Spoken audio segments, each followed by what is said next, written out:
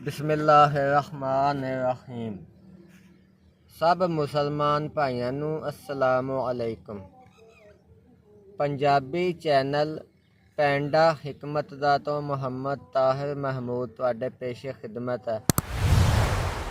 अज तुहानू भाइयों नू एक बूटी दे मुतलक दसना है। ए वेखो, इस बूटी दा नाम है जवानसा। इनू जवानसा बूटी कहंदे है।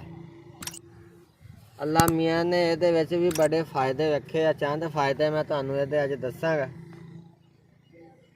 ये कंडिया नाल लद्दी हुई बूटी है। कंडे ही कंडे ये हुंदे आ। देख लो इसकी तस्वीर, कंडिया नाल ही लद्दी हुई है। ਇਹਦਾ ਜਿਹੜਾ ਮਜ਼ਾਜ है दूजे दर्जे च गरम ते खुश्क है।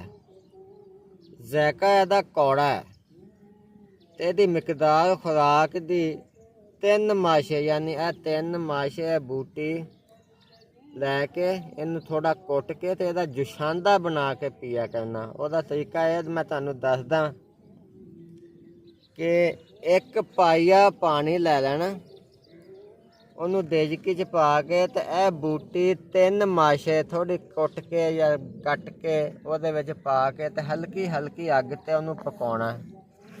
जदों पक के अद्धा पानी बच जाए उदों चूल्हे तो ला लैनी ते पुन के इनू पी लेना। जिस बंदे नू पेशाब नहीं आउंदा सही, पेशाब बंद हो जाता या थोड़ा थोड़ा आउंदा, बाकी पेशाब उहदा निकलदा नहीं मसाने दे विचों, उहदे वास्ते अल्लाह दे हुक्म नाल बेहतरीन चीज़ आ। 1-2 खुराकां दे नाल ही उहदा पेशाब खुल के आउण लग पेगा।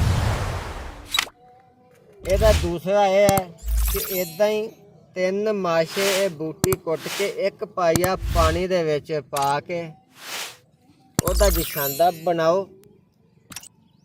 पक के पानी जदों अद्धा रह जाए तो ਉਹਦੇ ਵਿੱਚ 1 चम्मच देसी घ्यो हल करके पीओ।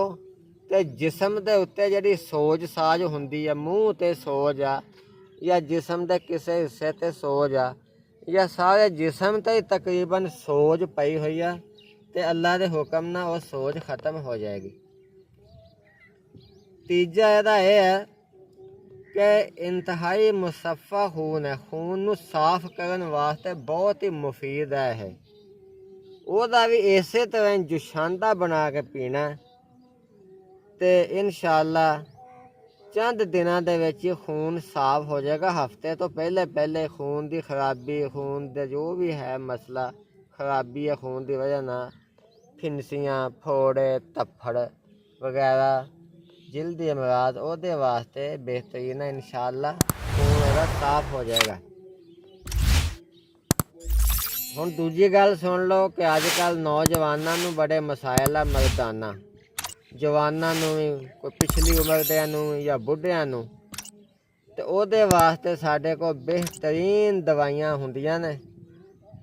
मुगल्लज़ भी आ, सफूफ की शक्ल विच भी आ, गोलियां च भी शक्ल विच आ, तिला शबाब भी असीं बनाया वा, जिहदी वजह ना उज़वे मखसूस दे हर किस्म के नकायस खराबियां दूर हो जांदियां ने।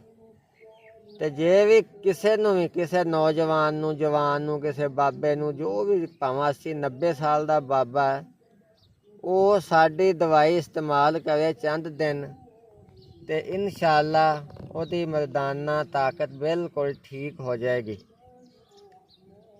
मेरे नाल कॉल ते गल करन वास्ते मेरा नंबर नोट कर लो।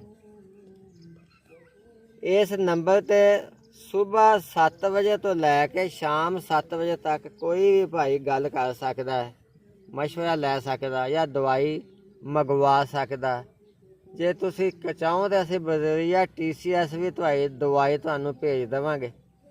नंबर नोट कर लो कॉल करन वास्ते 0310 80 36 552।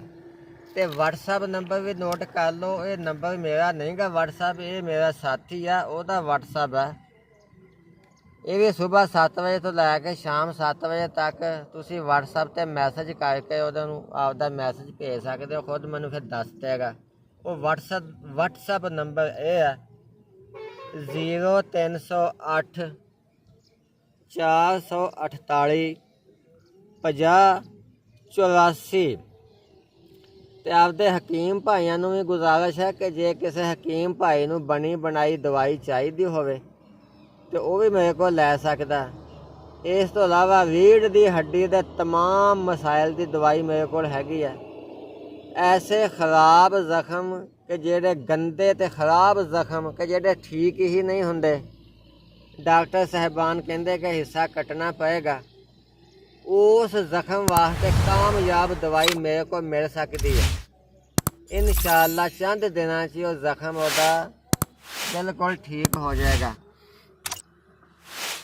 ਤੁਹਾਨੂੰ ਅਪੀਲ ਹੈ ਕਿ ਸਾਡੇ ਇਸ ਚੈਨਲ ਨੂੰ ਸਬਸਕ੍ਰਾਈਬ ਕਰੋ ਤੇ ਲਾਈਕ ਕਰੋ। ਤੇ ਆਖਰੀ ਗੱਲ ਇਹ ਸੁਣ ਲੈਣ ਆਵਾਮ ਕਿ ਮਿਰਜ਼ਈ ਜਾਂ ਮਿਰਜ਼ਈਆਂ ਵਰਗਾ ਮਜ਼ਹਬ ਰੱਖਣ ਵਾਲੇ ਮੇਰੇ ਨਾਲ ਰਾਬਤਾ ਬਿਲਕੁਲ ਨਾ ਕਰਨ। ਸਭ ਭਾਈਆਂ ਨੂੰ, ਸਭ ਮੁਸਲਮਾਨ ਭਾਈਆਂ ਨੂੰ ਅਸਲਾਮੁ ਅਲੈਕੁਮ।